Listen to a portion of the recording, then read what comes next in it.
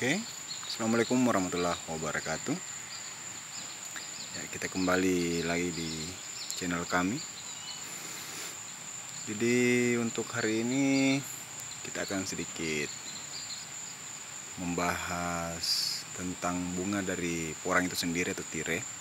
Ya, bukan dalam artian saya lebih pintar dari kawan-kawan, tapi kita sama-sama belajar ya tentang tirai, karena saya pun baru dalam memelihara tirai atau membudidayakan tirai. Oke, berbicara masalah bunga, tentu bunganya seperti ini. Ya, ini baru muncul ya, belum terlalu lama, kurang lebih 2 mingguan. Beda yang di bawah sana yang sudah layu bunganya, sudah mengeluarkan bau busuk. Kalau ini belum mengeluarkan bau busuk. Kalau sudah mengeluarkan bau busuk berarti sudah mekar, seperti itu. Ya. Berbicara masalah bunga, bunga ini sangat di kalangan petani itu sangat dijaga sekali. Kenapa? Karena hasil bunganya akan menghasilkan sebuah biji-biji seperti ini ya. Ada biji-biji di dalam, itu yang hitam-hitam di dalam. Itu tergolong sangat mahal dalam per kilo. Kalau di daerah kami kurang lebih 2.500.000-an per kilo. Ini 2.500.000-an per kilo, sehingga para petani sangat menjaga. Apatah lagi baik dari pencurian maupun dari binatang-binatang yang senang untuk konsumsi biji-biji dari porang itu sendiri. Nah, ada beberapa hal yang perlu diketahui berbicara masalah bunga, yaitu yang pertama adalah bagaimana membedakan ini bunga, ini yang akan muncul bunga pada saat kecil seperti ini. Seperti ini. Bagaimana kita membedakannya? Apakah itu bunga yang muncul atau daun yang akan muncul?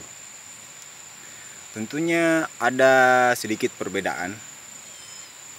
Yang pertama dari segi warnanya. Ini bukan yang pertama, tapi memang setahu saya hanya dasarnya adalah warna. Kalau yang akan muncul adalah daun, itu warnanya tergolong gelap seperti ini. Dia bintik-bintiknya didasari oleh warna hitam. Itu kalau misalnya yang akan muncul adalah daunnya seperti ini. Ini akan muncul adalah daun. Dia gelap kelopaknya atau hitam. Beda kalau misalnya bunga yang akan muncul. Kalau bunga yang akan muncul, maka warnanya merah jambu, bintik-bintik putih juga. Warnanya merah jambu. Itu sedikit perbedaan yang sangat mencolok untuk dibedakan antara bunga yang akan muncul bunga atau daun yang akan muncul. Itu salah satu perbedaannya. Jadi mudah untuk diketahui, oh ini bunga dan ini daun yang akan muncul. Jadi kenapa perlu diketahui? Karena ada bagusnya dipisahkan antara bedengan bunga atau tempat dari yang akan keluar bunga dan tempat yang memang khusus untuk pembesaran atau yang berdaun seperti itu. Cuma ada beberapa hal yang tentunya perbedaan-perbedaan tersendiri. Apa keuntungan dari bunga dan apa keuntungan dari yang berdaun? Tentunya yang pertama, kalau berbunga, kalau bunga muncul, perbedaannya yang pertama adalah yang positifnya tentunya biji-bijinya atau hasil bijinya yang terjual yang tadi saya bilang 2 jutaan lebih. Itu keuntungannya. Cuma ada sedikit kerugian. Kenapa saya bilang kerugian? Karena umbinya akan sedikit mengkeruk walaupun tetap padat. Bukan seperti halnya kayak yang berdaun pada saat baru-baru berdaun kemudian langsung keriput, langsung kempes umbinya. Bukan dalam artian seperti itu, tapi tetap padat. Cuma beratnya berkurang.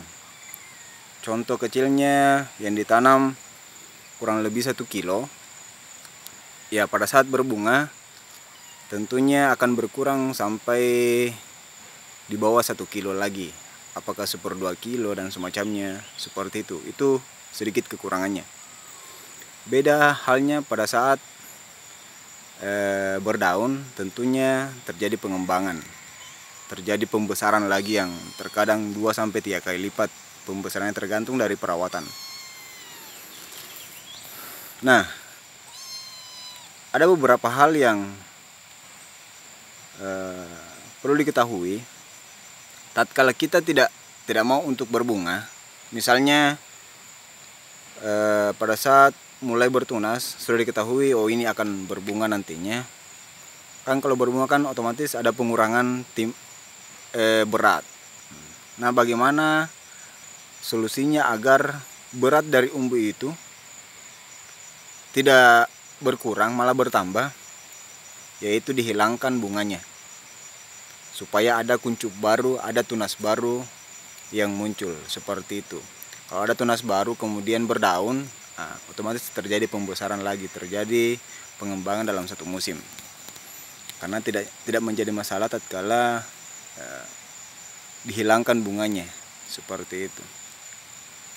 Karena dari satu pohon yang berbunga itu tidak cukup 1 kilo. Kurang lebih saja ya kalau kecil seperti ini ya paling 1/4 kilo atau 1/8 kilo seperti itu. Jadi mending dihilangkan saja.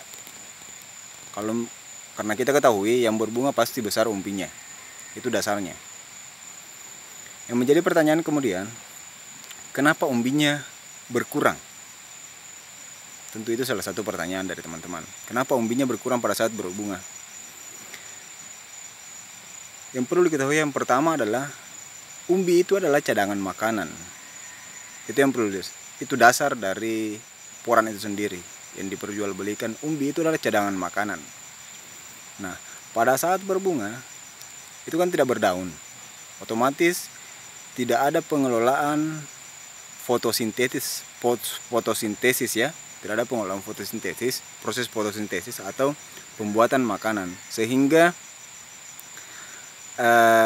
makanannya diambil dari umbi itu sendiri, diserap naik, kemudian terkelolalah umbi itu sendiri, terkelolalah bunga itu sendiri maksud saya. Seperti itu dari segi bunganya. Beda kalau berbicara masalah yang berdaun. Saya rasa berbicara masalah bunga, saya rasa itu kalau berbicara masalah bunga. Yang kemudian lanjut kepada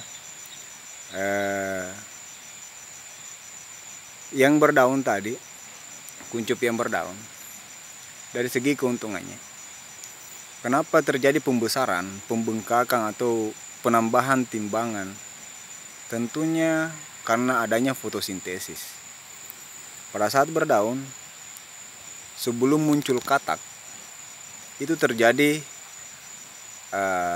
peresapan atau pengkonsumsian cadangan makanan itu atau umbi itu sendiri, sehingga mengkerut. Biasanya kalau kita cabut bibit yang berdaun sebelum berkatak, pasti umbinya mengkerut. Tidak seperti pada saat sebelum ditanam, masih besar dan semacamnya. Pada saat sebelum berdaun itu agak besar, kemudian pada saat berdaun sebelum muncul katak itu pasti mengkeruk sampai muncul katak. Nah, seperti itu. Pada saat muncul katak, awal-awal muncul katak, itu sangat bisa dikatakan tinggal kulit-kulit dari umbinya. Nah, pada saat muncul katak, bukan dalam artian jangan takut bahwasanya akan hilang umbinya apa dan semacamnya, hancur umbinya, tidak. Tapi malah lebih bagus lagi pada saat muncul katak. Nah, disitulah proses memulai kembali pembuatan umbi baru, seperti itu. Pembuatan umbi baru yang lebih besar dibanding umbi sebelumnya yang telah diresap oleh pada saat perkembangan daun itu sendiri tadi. Pada saat diresap, pada saat dimakan oleh batang dan umbi itu sendiri, batang dan daun itu sendiri tadi sebelum berkatak ya. Pada saat berkatak itu tanda-tanda proses terjadinya kembali pembesaran umbi pada saat muncul katak. Itu salah satu ciri. Jadi kalau muncul katak, maka bahagialah kita, karena sudah terjadi proses pembentukan umbi baru, seperti itu. Nah, ada berbagai macam hal berbicara masalah pembesaran umbi, yang yaitu salah satunya adalah pada saat di daun sudah muncul katak, tentunya terkadang ada tunas baru di bawah muncul. Terkadang ada tunas baru mulai muncul. Contoh kecilnya seperti ini. Nah, ini sudah berdaun, sudah mulai muncul katak. Nah, kita perhatikan bagian bawah batangnya. Nah, yang ini ada tunas baru. Ada tunas baru.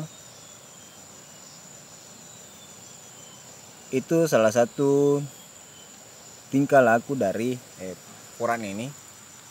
Tingkah laku dari poran ini. Kalau saya pendapat saya sih, ada beberapa hal ya. Pada saat muncul katak, tentunya kan pengisian pembentukan umbi yang saya katakan tadi. Nah, secara tidak langsung muncul tunas baru, dalam artian untuk menjadi sebuah pengembangan kembali nantinya, atau terjadi pergantian batang baru yang tentunya lebih besar nantinya, seperti itu. Sehingga umbi pada saat tunas barunya sudah berdaun dan memiliki katak kembali, tentunya akan lebih besar lagi, seperti itu. Tapi ada beberapa masyarakat yang mengatakan bahwa pada saat muncul tunas kedua atau ketiga dan keempat, itu mending dihilangkan. Kenapa mending dihilangkan? Karena itu mengurangi berat. Itu pendapat dari beberapa masyarakat. Kalau saya sih berpendapat, ya hipotesa saya, semakin banyaknya tunas, maka potensi pembesaran umbi itu akan semakin besar. Seperti itu. Potensi pembesaran umbi akan semakin besar. Sehingga ada bagusnya, kalau pendapat saya, ada bagusnya kalau dibiarkan saja, tidak usah dihilangkan. Tidak usah dihilangkan. Itu hipotesa saya. Tentunya nantinya akan lebih besar hasilnya, karena semakin banyak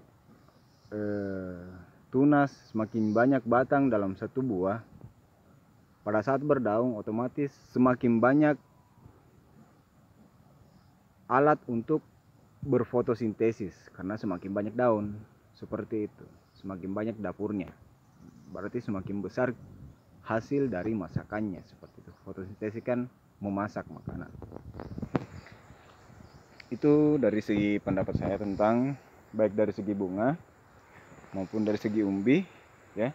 Dan ada sedikit perbedaan antara bunga dan umbi itu sendiri. Dimana kalau bunga, kalau berbunga pasti umbinya akan sedikit mengkerut, bukan mengkerut ya, tapi berkurangnya umbi, tapi umbinya tetap masih padat. Beda kalau yang berdaun, otomatis terjadi pengembangan berat, terjadi pembesaran berat atau timbangan yang terkadang 2-3 kali lipat, tergantung dari perawatan itu sendiri. Keuntungan dari berbunganya tentunya di hasil biji-bijinya tadi itu lumayan mahal untuk daerah sini, kurang lebih 2 jutaan, sehingga perlu dijaga. Walaupun semuanya perlu dijaga, baik yang berdaun maupun yang berbunga itu sendiri. Oke, untuk sore hari ini cukup sekian. Semoga apa yang dijelaskan ada yang benar, dan yang salah tentunya itu datangnya dari saya sendiri pribadi. Jangan lupa subscribe channel ini, like, share, dan silakan diklik loncengnya supaya ada pemberitahuan pada saat ada konten barunya. Oke, terima kasih. Assalamualaikum warahmatullahi wabarakatuh. Salam petani tirai.